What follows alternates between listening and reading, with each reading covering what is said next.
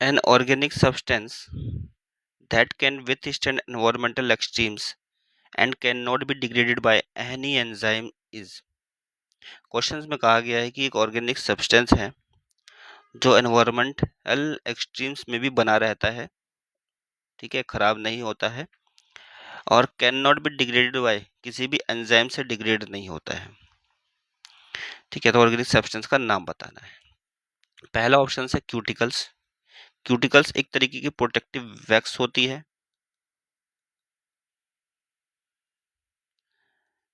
ठीक है, but durability इसकी कम होती है, लेस ड्यूरेबल होता है ये।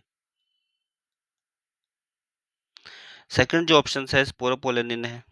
अब स्पोरोपोलेनिन जो पोलन होता है उसकी एक्साइन्स लेयर में स्पोरोपोलेनिन प्रेजेंट होता है। तो प्रेजेंट कहाँ पे होता है, ये शॉर्ट फॉर्म में लिख देते हैं प्रेजेंट। प्रेजेंट इन एक्साइन, ठीक है, एक्साइन मतलब आउटर लेयर किसकी, पोलन की, उसमें प्रेजेंट होता है।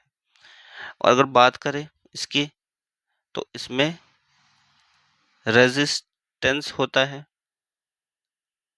किस किस चीज का रेजिस्टेंस होता है, एंजाइम से रेजिस्टेंस होता है इसके अंदर, हीट से, यूवी लाइट से, और बहुत सारे केमिकल्स होते हैं उससे भी रेजिस्टेंस होता है इसके अंदर, ठीक है। नेक्स्ट है लिग्निन। लिग्निन की बात करें तो क्या है, एक तरीके का ये स्ट्रक्चरल सपोर्ट प्रोवाइड करता है, स्ट्रक्चरल सपोर्ट प्रोवाइड करता है कहाँ पे, इन जाइलम।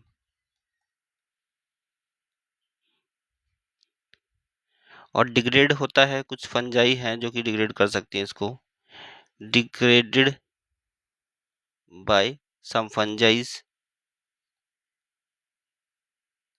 ठीक है। तो ये डिग्रेड हो जाता है, यानी कि इसके अंदर भी ड्यूरेबिलिटी नहीं है ज़्यादा।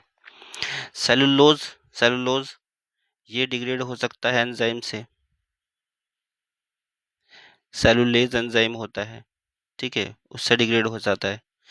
तो ये भी एंजाइम से डिग्रेड हो जाता है। क्वेश्चन में क्या पूछा है, जो डिग्रेड ना हो किसी एंजाइम से, तो ये डिग्रेड हो जाता है एंजाइम से, इसलिए ये हमारा आंसर नहीं हो सकता। दूसरा, ये फंजाई से डिग्रेड हो जाता है, इसलिए ये हमारा आंसर नहीं हो सकता। क्यूटिकल्स कम ड्यूरेबल होता है, ये नहीं हो सकता। स्पोरोपोलेनिन्स ज़्यादा ड्यूरेबल होता है, ठीक है, रेजिस्टेंट टू एंजाइम्स है, हीट है, यूवी है, केमिकल्स है।